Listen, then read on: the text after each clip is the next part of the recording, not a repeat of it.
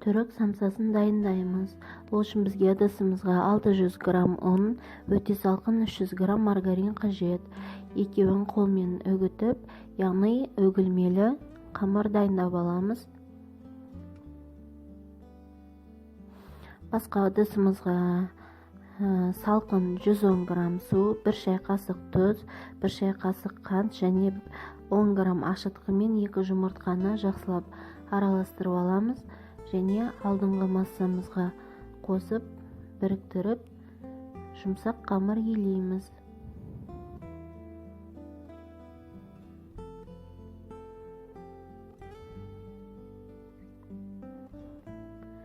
Дайын болған қамырды иі қанғанша 10-15 минут бетін жауып қоямыз.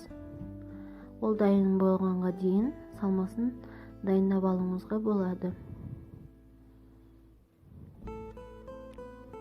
Енді дайын болған қамырымызды астыңғы бөлігіне, үстіңгі бөлігіне ұн сеуіп, яғни рулет қылып жасаймыз.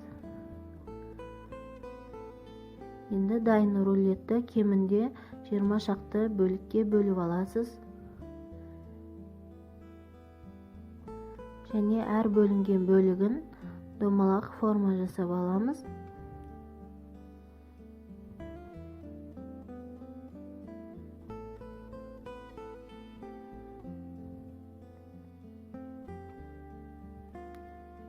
Мінекей қамырымыз дайын болды. Енді самса жасаймыз. Домалақ формамызды алып, ұн сеуіп, қамырды қалың қылып та қатты жіңішке қылмай, орташа мөлшерде жайып аламыз.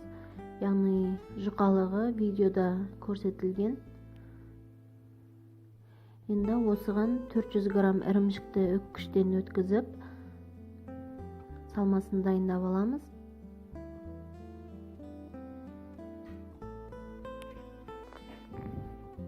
Дайын қамырға салмасын салып, кәдімгі құймақ орағандай ораймыз.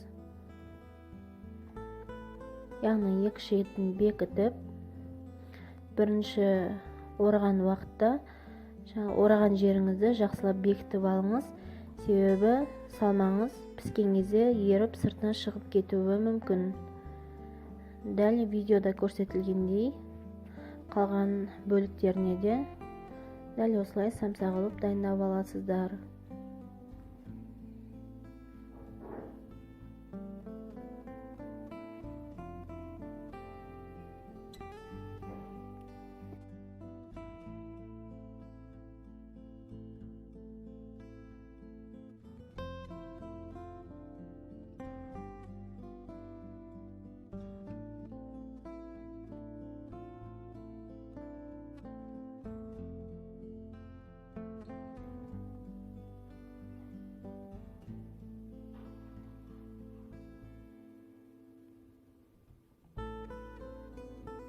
Мінекей дәл осындай форма жасайсыздар.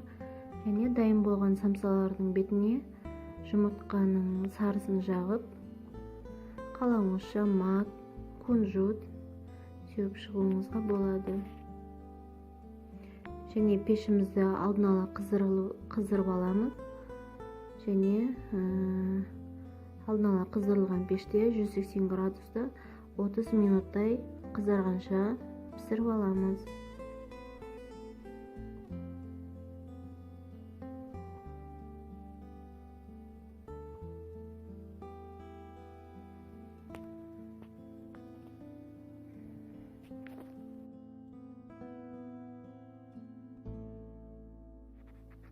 Араларын жиі орағандықтан бұл самса, яғни қатпарлы, өгілмелі, сондай дәмді болып піседі.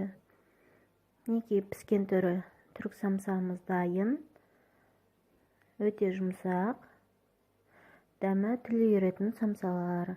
Ас болсын, назар аударғандарыңызға рахмет.